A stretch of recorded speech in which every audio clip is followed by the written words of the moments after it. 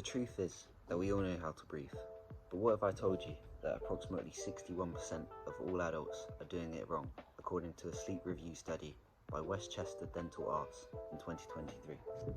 And if you're suffering from any of the following symptoms, you may be a part of that statistic. Mouth breathing is much more detrimental than what you might think. For 85% of those diagnosed as mouth breathers, the cause is simply a blocked nasal passage, while others are often linked to a shortened upper lip, which doesn't meet the bottom lip, and for others, nothing other than a bad habit.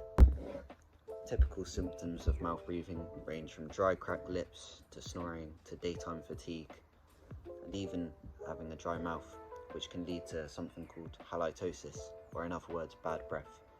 This is induced by bacteria which produce these volatile sulfur compounds, similar to that in a smell of rotten eggs, so this is definitely worth avoiding. But would you believe me if I said that the airway through which we breathe is also responsible for our craniofacial development? And in case you're wondering, craniofacial is a medical term that relates to the bones of the skull and face. To be clear, mouth breathing when doing things such as exercise and heavy lifting, for example, is completely natural. Chronic mouth breathing, however, aka when 25 to 30% of the air that you're breathing in is entering through your mouth, is not ideal, and preferably it would enter through the nose, which is ideal as it acts as a human air filter by cutting down on inflammation and allowing for deeper chest expansion from each breath. Arash Moradzadeh, a Beverly Hills-based surgeon in both head and neck surgery, as well as facial plastic and reconstructive surgery, claims that if mouth breathing starts before puberty, it can be a major issue, as he points to both rounder cheeks and an elongated face as ways mouth breathing can manifest. Further, Dr. Albert Silveira of dental surgery, also based in Beverly Hills, added that this elongated and narrow facial structure does not leave enough room for the tongue nor teeth. And why is this? Well, he claims that when you breathe through your nose, your tongue naturally fills your palate space and exerts an upward and outward pressure, which otherwise means the weight and the force of the facial muscles cause the top jaw to fall down or elongate. And no, in case you're wondering, these aren't just aesthetic problems.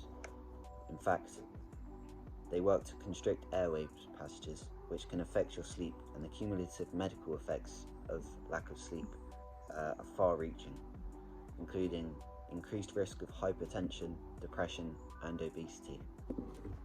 So, how do we address these issues? Well, both doctors note that finding the cause is the best initial step to take. A local doctor can help to identify whether enlarged tonsils or adenoids, which is the tissue behind the nasal cavity, or a deviated septum, which may require surgery if it is the problem.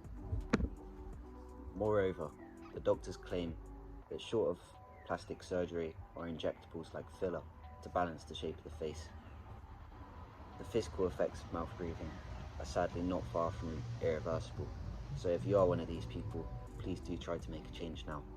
One thing that actually took me by surprise when making this video was that the doctors also claimed that you shouldn't try mouth taping, as this has been reported to clog nasal passages, limit oxygen flow, and even cause skin irritation for some people.